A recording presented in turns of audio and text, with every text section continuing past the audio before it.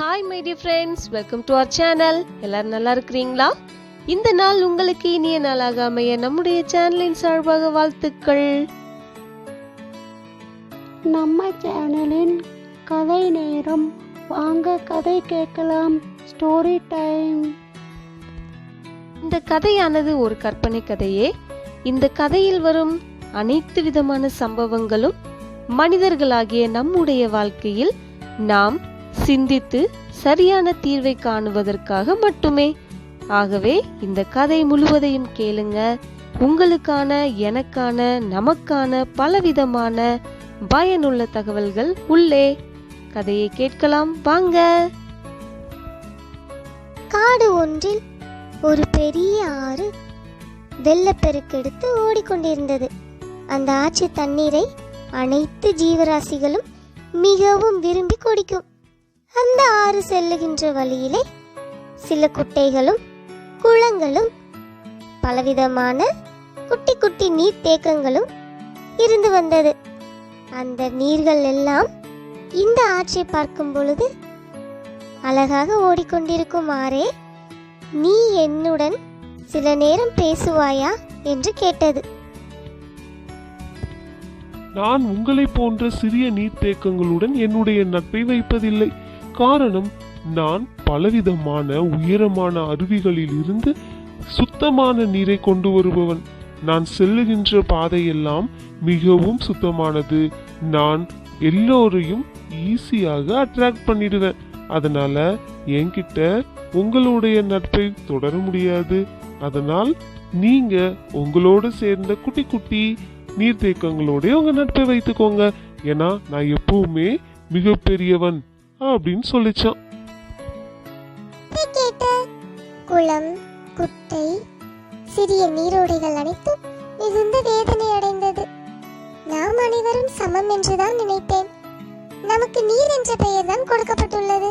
ஆனால் இந்த ஆறு மட்டும் நம்முடைய நட்பை ஏற்றுக்கொள்ளவில்லை, நம்மை நிராகரித்து விட்டதே என்று மிகுந்த கவலையோடு ஒன்றுக்கொன்று பேசிக் கொண்டிருந்தது.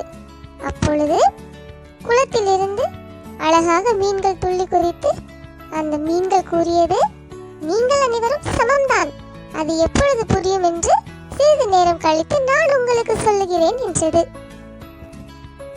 இதை கேட்ட நீர்நிலைகள் அனைத்தும், நாம் அனைவரும் சமம் என்பதை புரிந்து கொள்ள நமக்கு ஒரு வாய்ப்பு கிடைத்தால் மிகுந்த மகிழ்ச்சி தான் என்று சொல்லிக் கொண்டிருக்கும் பொழுதே வானத்தில் இருந்து மழை வந்தது.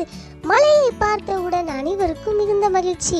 ஆறு, குளம், குட்டை, ஏரி என்று எந்த விதமான பாகுபாடும் இன்றி மழை அனைத்து நீர்நிலைகளையும் நிறைத்தது. அனைவரும் மிகுந்த மகிழ்ச்சியுடன் இருந்தனர். அப்பொழுது தனக்கு அதிகமாக நீர்நிலைகள் அனைத்தும் நிறைந்ததால் கடலை நோக்கி ஓடிக்கொண்டிருந்தனர். அப்படி ஓடிக்கொண்டிருக்கும் வழியில் ஆற்றையும் பார்த்தனர்.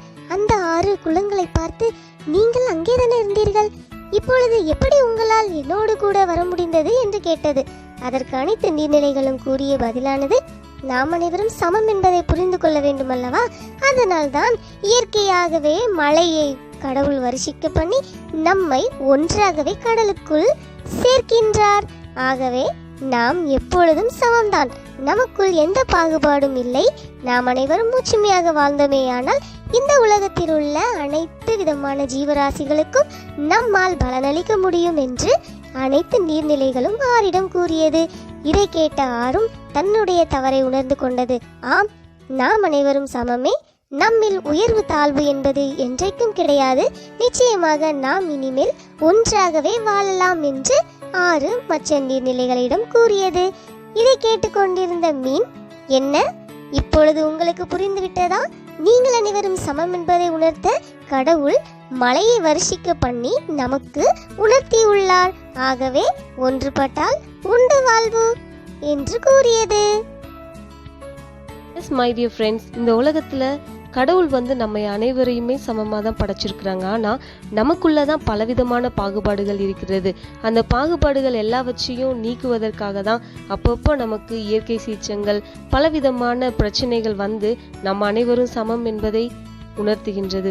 ஸோ நம்முடைய வாழ்க்கையில் வர்ற கஷ்டங்கள் அனைத்தும் நாம் மனிதநேயம் உள்ளவர்கள் என்பதை உணர்த்தவே.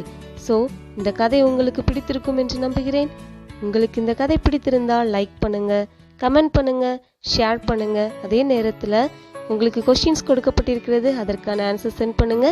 மீண்டும் இன்னும் பல வித்தியாசமான கண்ணோட்டத்தோட நம்முடைய சேனலின் மூலமாக உங்களை சந்திப்பதில் மிகுந்த மகிழ்ச்சி அடைவது உங்களது எம் பெபினா டேனியல் சேனல்.